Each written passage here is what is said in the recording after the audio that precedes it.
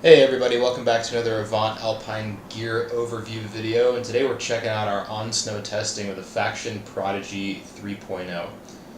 Now, the Prodigy series is a completely new lineup of 4 skis from Faction, which is based on a single ski from their 2016-17 season, which is also called the Prodigy.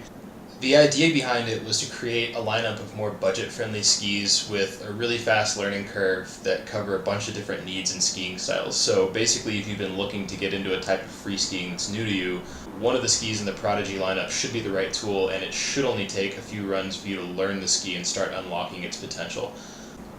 And you get all of this without sacrificing the type of build quality we've come to expect from Faction over the years, which is right up there with the best in the industry. Alright, so in the lineup you've got 4 different skis which can effectively be separated into 3 different categories. With the 1.0 you've got a full twin tip, skinnier and softer, sort of inbounds groomer ski that'll work pretty great for park as well, especially for rails and smaller to medium airs. Then you've got the 2.0 and 3.0, which are your semi-directional general use all mountain skis that will do a little bit of everything, and then at the end you've got the 4.0, which is a super fun freestyle powder ski that we think really shines against anything else in its category. But in this test video, we're looking specifically at the 3.0, which means that everything we say here can also be applied to the 2.0, since they're essentially the same ski in every way except for waist size.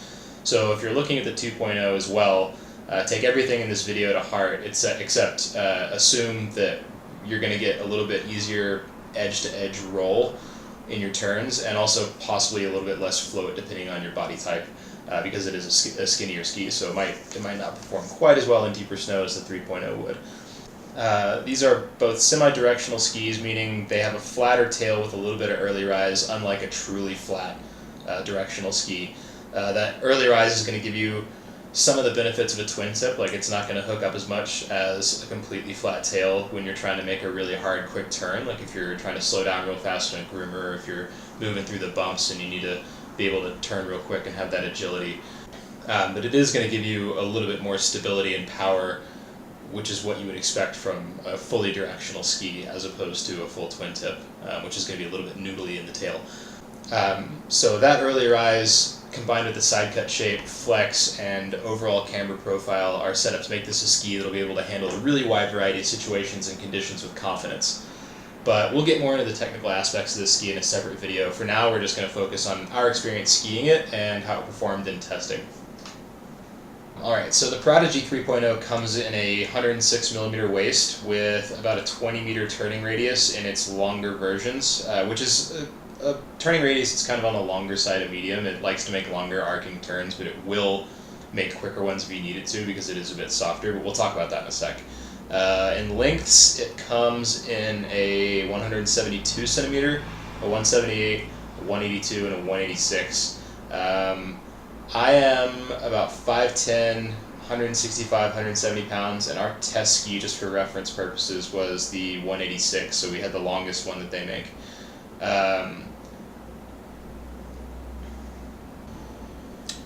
Alright, jumping right into our test notes and starting with inbounds groomers in that type of terrain. This is a really comfortable ski to haul around on groomers at medium to high speed. In the steeper stuff, they can chatter a little, but once you learn to trust them and to trust the middle section of the edge, you're pretty much good to go. They're really fun carrying as much speed as you're willing to carry over rollers and smaller side hits and little gap jumps pretty much anywhere on the mountain. And they hold the line really well in kind of those longer arcing turns, but they can do really quick turns thanks to the softer tip and tail. Like, it lets you initiate pretty much any kind of quick turn you want really easily. It's not the most comfortable thing you're going to ski switch on, and it really shouldn't be because it's not a full twin tip, it's just kind of a partial twin tip, like a partially upturned tail. But it will go backwards if you need it to, especially over short distances, or if you're trying to make a save or something and you get twisted around in the bumps or whatever. Don't think of it as a park ski though, but it'll do basically anything you want on groomers once you learn to set the edge with confidence and really stick it in cruise control. It'll suck up smaller to medium jumps, no problem at all, and that includes both the park kind and the kind right on the side of the run. It's fun to air off a little stuff here and there. It really soaks up landings well. Moving on to mogul performance, for us this is where the ski really shines. If you're some sort of super serious bump skier, it may be too soft for you, but for practically everybody else, this thing totally kicks ass in the bumps. So I mentioned the softer tip and tail a second ago, and that really comes into play when you're talking about this ski as a bump ski. That softer tip and tail is just so important for helping you make really fast direction changes and for helping soak up some of the harder hits you'd normally take when you're skiing faster through moguls. And what that helps you do is it helps you stay in your line without getting bucked out as much. And on top of that, like I said before, this thing takes smaller airs really great, so you can actually gap moguls on it really easily. It really invites you to, if you can see a line that involves an air in it, maybe going from one peak of a mogul to like one or two down, this thing just wants you to do that every time. So bottom line for me, if you're an experienced bump skier, you'll probably enjoy the ski, or if you're more like us and you're constantly looking to improve your mogul game, this is really going to be an excellent ski for that. I can't recommend it enough. It's one of the most fun skis we had in testing last year for skiing bumps. Alright, so that brings us to probably the only real mediocre area of performance for this ski, and that is its performance in steeper terrain. I kind of mentioned this earlier on, but steeps and big mountain features are this ski's weakest point. It's just too soft to be a reliable all-season tool for these kinds of bigger situations. When the snow is dry and firm, sure. We took it out in some steeper sections on days like that, and it did just fine. However, if the snow isn't just perfect, the ski is going to get pushed around a lot in the bigger stuff. So like in deeper snow, you're going to sink enough for it to affect your control, which is just not going to be comfortable, especially if you're in kind of a technical situation that you're trying to get out of. And in punchier, like crusty on top but punchy snow, or like heavy dense snow that you would see someplace like Mammoth or Top, get grabbed and pulled around quite a bit if you don't fully commit to driving it. Now, that's not to say the ski won't get you out of a tough spot in pretty much any situation, especially once you've got some experience with it. You just need to know where the limits are, because they're there.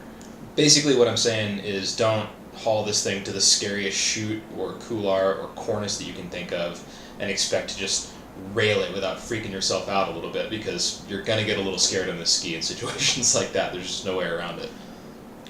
But overall, anybody looking to upgrade their cruiser ski into something that'll also handle true all-mountain duties, more or less, you should really give this ski a serious look, especially if you're looking for something to help you improve your mogul skiing. This would be an excellent tool for that. The 3.0 should give a lot of people pretty decent float in deeper snow, although at 106mm waist, and considering everything else that's on the market right now, we'd really stop short of calling it a true dedicated powder ski. There's just a lot of better tools out there for that, including the 4.0, which is in the same line and is a really great powder ski. If you're shopping for an ultra aggressive ski for that heli ski trip to Alaska or those super wet 2-foot storm days in Tahoe, you should really look elsewhere. It's just not powerful enough for that. But for almost everyone else, the Prodigy is a great option if you're looking for something extremely playful and forgiving with nearly do-it-all capabilities. Anyway, that about wraps it up for this video on the Faction Prodigy 3.0. We will have a few versions of the Prodigy in our demo fleet this coming season, so if you'll go to www.avantalpine.com, you can see where our demo tour is going to be stopping next, or you can get info on how to reserve a private demo if you're going to be in the Summit or Eagle County areas in Colorado or near one of our upcoming tour stops. As always, we really appreciate you guys checking us out, and we really hope you enjoyed this video and found it useful in some way, and if so, we hope you'll check back real soon for even more new content. Thanks again for watching.